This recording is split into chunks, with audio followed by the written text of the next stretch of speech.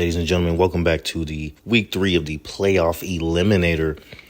We had a great past weekend of college football. Had a lot of great games throughout the week, starting on, I think the first games were on Thursday and went all the way through this Saturday. Of course, NFL on Sunday for all you NFL fans as well. But we have a lot of new teams to talk about today in this new episode. Still early in the season, but we're already seeing a lot of movement. We're already seeing some teams that are not having the kind of season that they were hoping for. Slow starts, bad starts for teams that we were high on, and we got chaos already. So the Grim Reaper, he's got a list, and his list is starting to get longer and longer as the season goes on. And week by week, we're going to keep seeing the death of new teams. So playoff dreams are going to keep ending as the season goes on, as week by week. Playoff dreams are going to go down the toilet, and the Grim Reaper is going to claim some souls. So let's get into the new teams that we have to talk about this week. We have new teams, and we also have teams that were already on the list that may have eliminated themselves for sure this past week. So let's get into some of the changes that we have for week 3. So out of the group of 5, we have some new teams. We have UConn, Connecticut Huskies coming in. We have Kent State, usual team on this list. We have Troy, who just gave Clemson a run for their money last week. We have South Alabama, Central Michigan, Coastal Carolina, Nevada, Liberty, Ohio, after getting beat by Ohio State. Can't really blame them, but second loss. Arkansas State, who put up a good fight against Iowa State this past weekend. Jacksonville State, and last but not least, Tulsa. So those are a new group of 5 schools added to the list this past weekend, and most of them are on here because they lost their second game. So even though they might have played a big Power 4 school, just as a group of 5, 2 losses already this early in the season is not good. You really only have 2 losses to afford anyway. Depends on the conference and how strong the conference is, but 2 losses are going to be on this list. As you see, they don't have a red X next to them yet. I don't think they're officially eliminated just based on conference. You could probably go 9-3 and win one of those conferences, but they are on the death list. So we got those new teams, and then here are the new big names on the eliminator list this week. We have the Washington State Huskies. Yes, the Washington State Huskies out of the Pac-12. Yep. So it looks like the Pac-12 in its entirety, Oregon State and Washington State are both on the list now. So that's not good for that conference. But 2-team conference, doesn't have many teams to go off anyway. But Washington State is on this list now after they got embarrassed this past weekend. They lost 59-10, and you'll never guess against who. Well, if you said the North Texas Mean Green, you were correct, and I don't think any one of you said that. So, Washington State loses 59-10 to North Texas. It's only their first loss of the season, but like I told y'all in the beginning, one of the reasons you can get on this list is because you have such a bad loss that it can't be overlooked. Losing by 49 to a group of 5 team when Washington State is a pretty respectable team year after year, that's just unexcusable. So even though they only got 1 loss, welcome to the list, Washington State.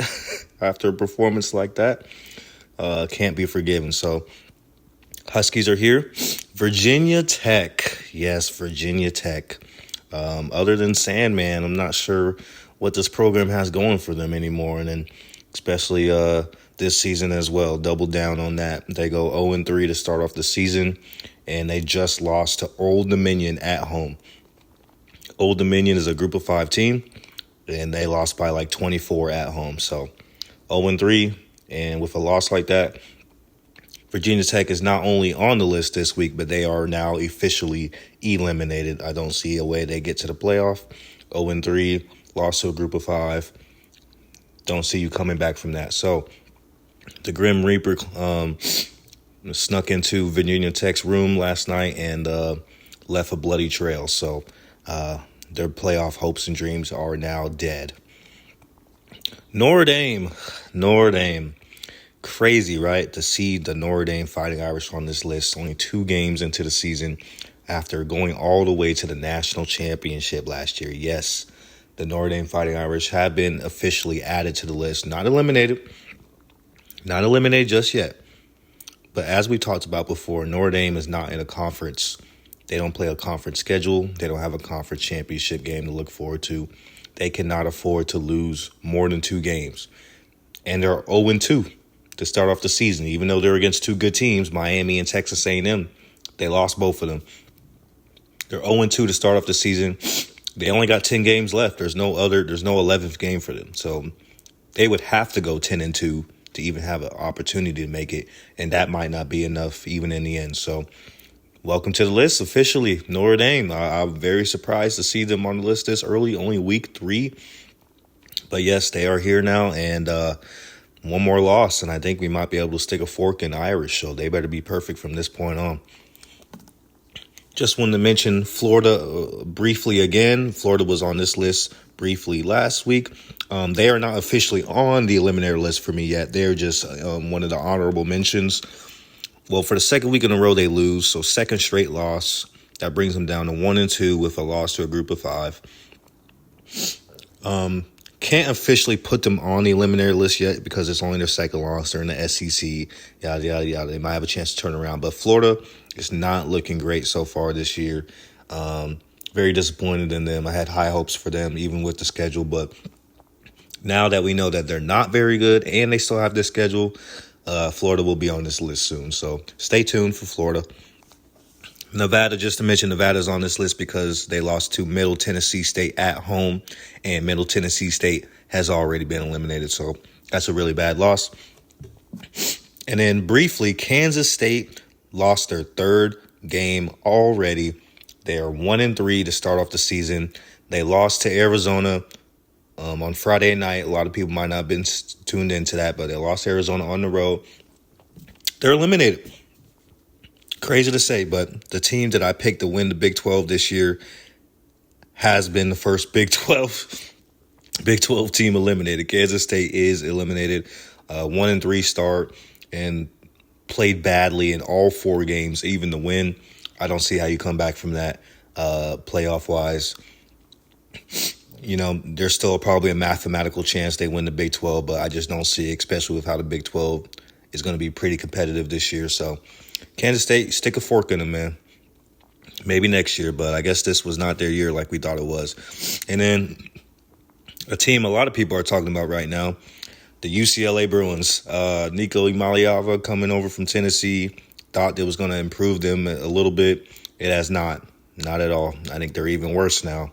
UCLA starts off 0-3, and they got absolutely embarrassed at home, blown out by New Mexico. 35-10.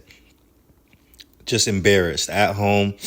And their coach got fired over the weekend. And, Virginia Tech's coach got fired as well. So both those teams, both those programs are just not in a good place. But, yep, UCLA is also now officially eliminated at 0-3. Big Ten schedule coming up. They're just going to have a long, bad season. And I wouldn't be surprised if Nico goes ahead and transfers again after this year. So bad move by him and bad games by all of these teams. So the Grim Reaper, he's getting hungry, man. He's looking for you. He's looking for new teams. He's looking for new souls. So y'all better start winning your games out here and start playing right. Until next time, watch your back.